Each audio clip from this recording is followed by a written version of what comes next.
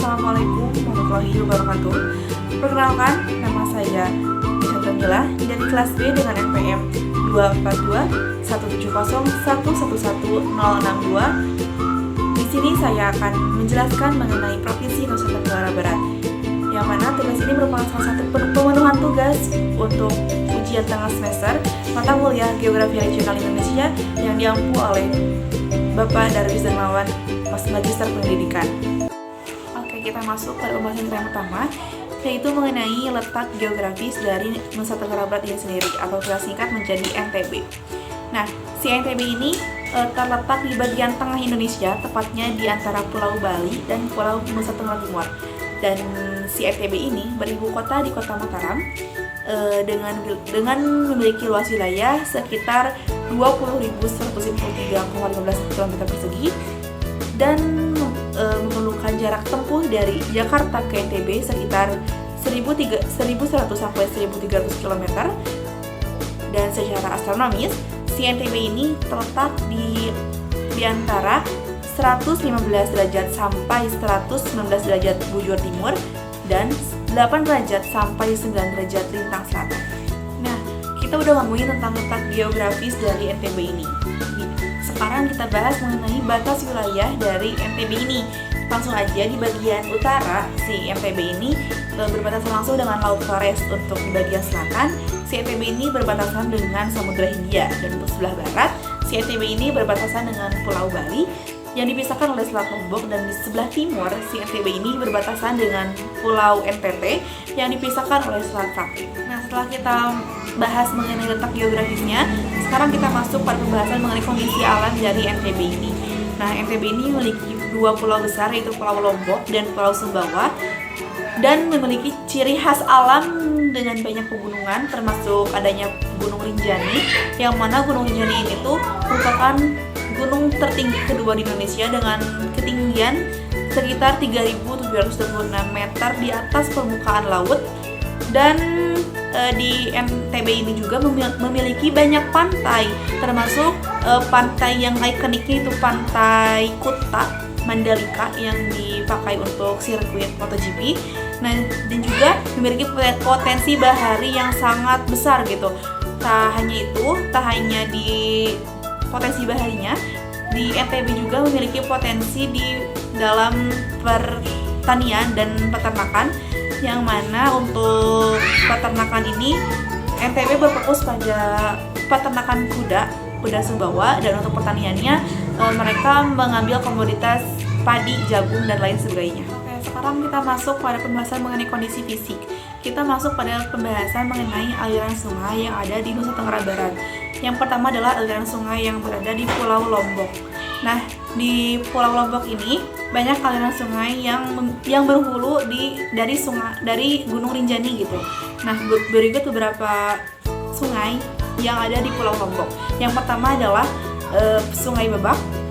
Selanjutnya ada Sungai Meniti, Sungai Jangkok, Sungai Babak Lendang, Sungai Dodokan, dan Sungai Kokok Putek dan Kokok Palung, yang mana sungai-sungai ini dimanfaatkan masyarakat sebagai pengairan untuk irigasi pertanian.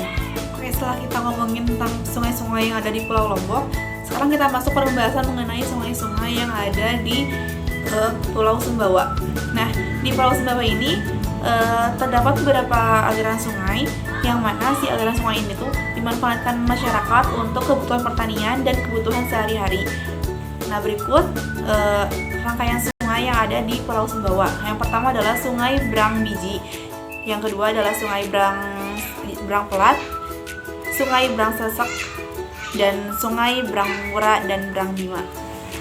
Nah, setelah kita ngomongin tentang sungai yang ada di Provinsi Nusa Tenggara Barat, sekarang kita masuk pada bagian mengenai gunung dan gunung api yang ada di Provinsi Nusa Tenggara Barat ini. Yang pertama adalah gunung dan gunung api yang ada di Pulau Lombok. Yang pertama adalah Gunung Rinjani dengan ketinggian sekitar 3.726 km di atas permukaan laut, dan merupakan gunung tertinggi kedua di Indonesia. Dan selanjutnya ada Gunung Barujari yang merupakan kerucut muda di dalam kaldera Gunung Rinjani, yang juga merupakan gunung api aktif. Dan selanjutnya ada Gunung Pengsong, yang mana ini tuh sebuah gunung kecil di Lombok Barat, bukan gunung berapi, tapi terkenal dengan pura yang ada di puncaknya. Nah, terus ada juga Gunung Sempana. Nah, ini tuh bagian dari pegunungan Rinjani di Lombok Timur. Dan yang terakhir adalah Gunung Timanuk, yang ini merupakan gunung non-aktif atau gunung api non-aktif di wilayah Lombok Tengah. Nah, selanjutnya kita bahas mengenai gunung dan gunung api yang ada di Pulau Sumbawa. Yang pertama adalah Gunung Tambora dengan ketinggian 2.850 meter di atas permukaan laut, dan ini merupakan gunung api aktif yang ada di Pulau Lombok. Selanjutnya ada Gunung Sanghyang Api, ini pun merupakan salah satu gunung api aktif yang ada di Pulau Lombok. Selanjutnya ada Gunung Doro Api, yang mana ini juga merupakan gunung api aktif yang ada di Pulau Lombok, di Pulau Sumbawa. Dan selanjutnya ada Gunung Olet Sangenges, ini merupakan gunung api non-aktif yang ada di Pulau Sumbawa. Selanjutnya ada Gunung Batu Lanteh, ini tuh merupakan gunung di sekitar Sumbawa bagian tengah. Nah, selanjutnya ada Gunung Doro Maria, ini tuh gunung api non-aktif di Bima. Selanjutnya ada Gunung Doro Montoy, yang mana ini tuh gunung kecil di wilayah Yongku. Dan yang terakhir ada Gunung Doro Peti, yang mana ini tuh gunung kecil di Kabupaten Bima. Oke, sekarang kita masuk ke pembahasan mengenai kondisi ekonomi di NTB. Nah, di NTB ini memiliki 3 sektor perekonomian utama yang mereka kembangkan. Yang pertama adalah mengenai komoditas pertanian dan peternakan.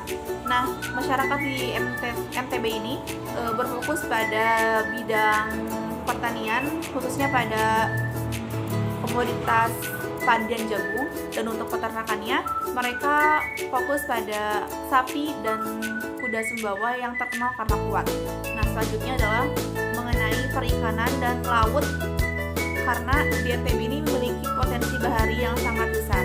Nah, yang terakhir di NTB ini juga mereka mengembangkan UMKM dan kerajinan tenun tradisional yang berkembang pesat, sehingga ini pun merupakan salah satu penyokong perekonomian yang ada di NTB. Mereka hanya berfokus pada 3 sektor perekonomian yang menunjang perekonomian di NTB ini. Masyarakat di NTB juga mampu membangkitkan perekonomian lewat pariwisata mereka yang terkenal karena destinasinya yang cantik dan mampu memanjakan mata wisatawan. Yang pertama adalah Pantai Kuta Mandalika.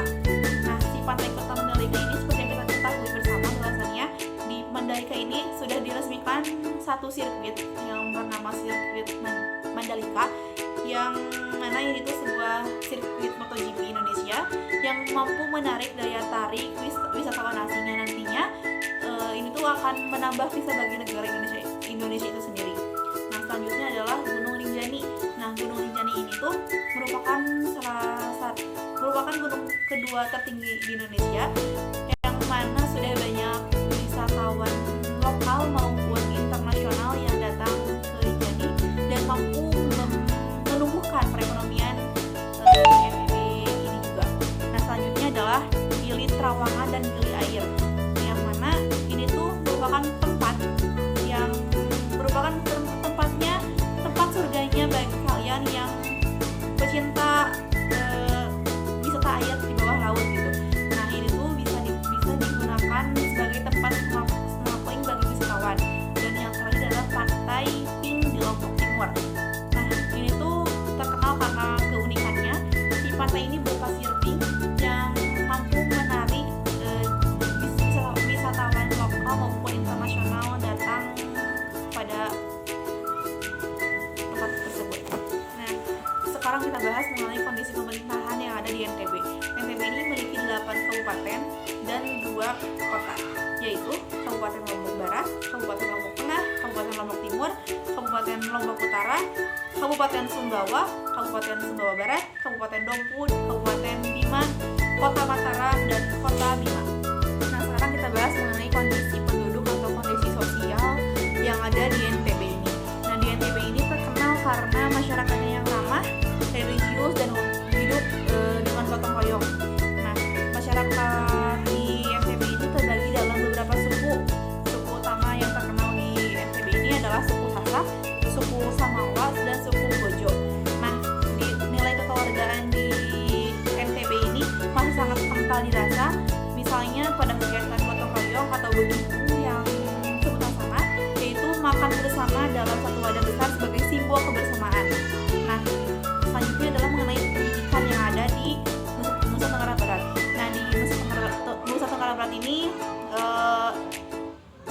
akan terus berkembang meski belum merata di semua wilayah. Nah, tingkat pendidikan di Kota Mataram dan Lombok umumnya lebih tinggi dibanding beberapa daerah di kawasan Sumbawa. Nah, selanjutnya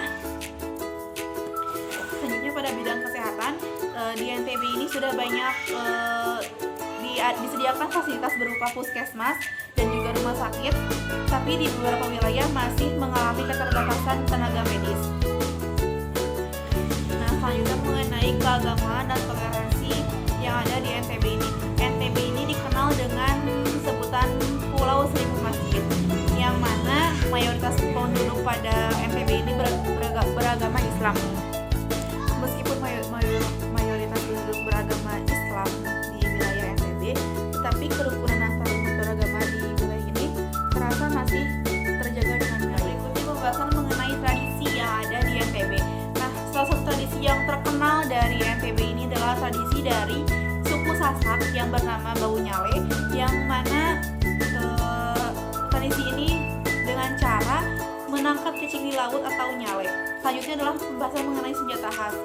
Salah satu senjata khas yang ada di NTB ini adalah senjata khas yang dipakai oleh masyarakat suku Sasak, yaitu bernama golok, yang dengan kondisi senjata tersebut mirip seperti pisau besar.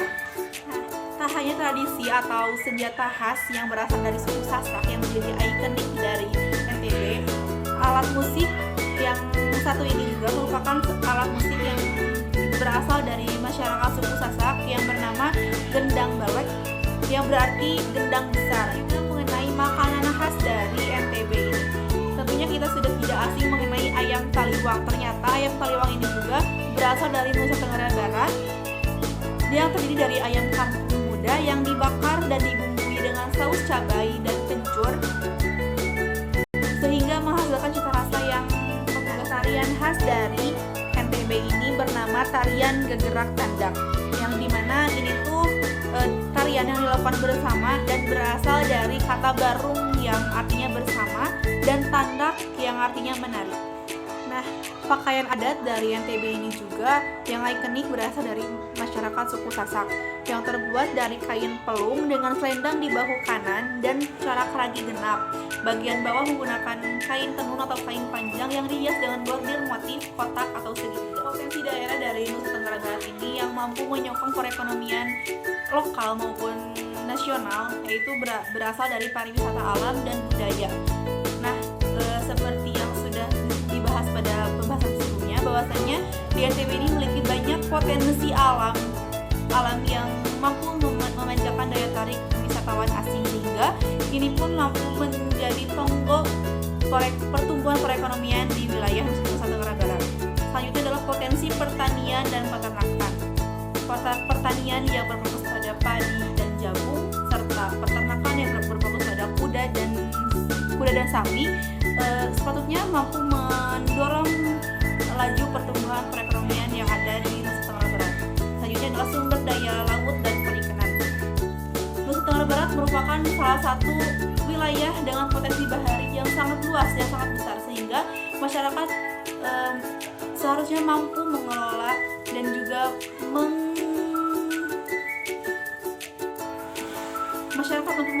mengoptimalisasikan sumber daya alam yang tersedia di wilayah Nusa Tenggara Barat. Ketika suatu daerah memiliki potensi daerah, tentunya daerah tersebut juga memiliki permasalahan.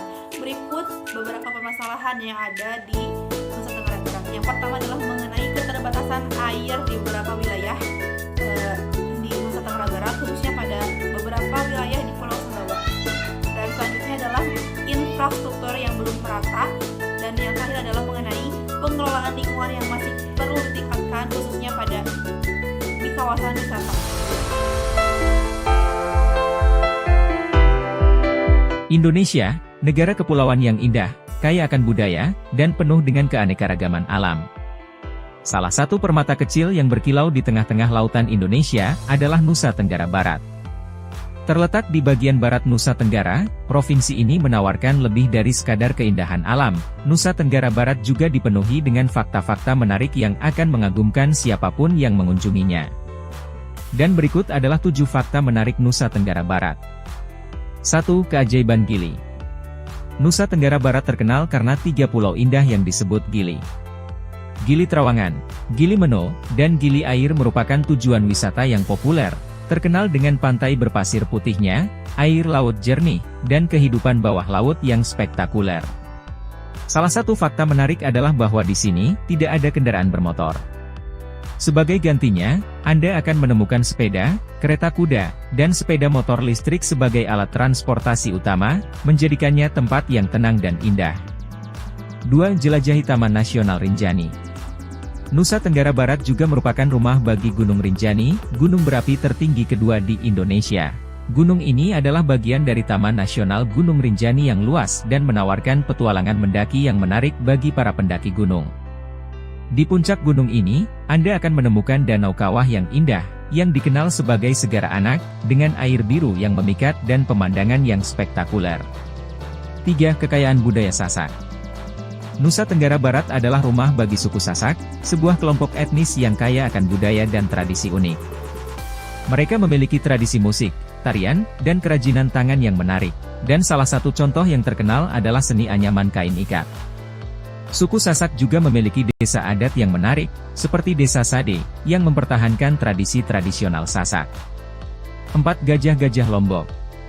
Nusa Tenggara Barat adalah rumah bagi gajah-gajah Lombok yang langka. Gajah-gajah tersebut merupakan spesies khusus yang hanya bisa Anda temukan di Pulau Lombok. Sayangnya, populasi gajah-gajah tersebut terancam punah, dan upaya konservasi telah dilakukan untuk melindungi mereka. Anda dapat mengunjungi pusat konservasi gajah di Lombok untuk belajar lebih lanjut tentang upaya perlindungan mereka. 5. Keindahan Pantai Tanjung Aan. Tanjung Aan adalah salah satu pantai terindah di Nusa Tenggara Barat. Pantainya memiliki pasir putih yang lembut dan air laut yang tenang, ideal untuk berenang dan berselancar. Namun, yang membuatnya benar-benar unik adalah adanya 2 jenis pasir di pantai ini. Pasir berwarna putih dan pasir berwarna merah. Ini merupakan fenomena geologis yang langka dan membuat Tanjung Aan tersebut menjadi salah satu destinasi wisata favorit di Lombok. 6. Pura Lingsar, simbol toleransi agama. Pura Lingsar adalah tempat ibadah Hindu yang sangat penting di Lombok. Yang menarik dari pura ini adalah bahwa ia juga digunakan oleh umat Islam Sasak untuk beribadah. Ini adalah simbol toleransi agama yang kuat dan mencerminkan harmoni antar agama di Nusa Tenggara Barat. 7. Kuliner khas Nusa Tenggara Barat. Jangan lewatkan untuk mencicipi kuliner khas Nusa Tenggara Barat, seperti ayam taliwang, plecing kangkung, dan beberuk terong. Masakan-masakan ini kaya akan rempah-rempah dan cita rasa yang unik. Nusa Tenggara Barat, dengan alamnya yang indah, budayanya yang kaya, dan masyarakatnya yang ramah, adalah tempat yang luar biasa untuk dijelajahi. Jangan ragu untuk mengunjungi provinsi ini dan merasakan pesonanya yang begitu istimewa. Dengan beragamnya pengalaman dan fakta menarik yang ditawarkan, Anda pasti akan menciptakan kenangan tak terlupakan di Nusa Tenggara Barat ini. Jika Anda suka dengan video ini, silahkan klik like, komen, subscribe serta share video ini ke teman-teman Anda. Terima kasih dan sampai jumpa pada video selanjutnya.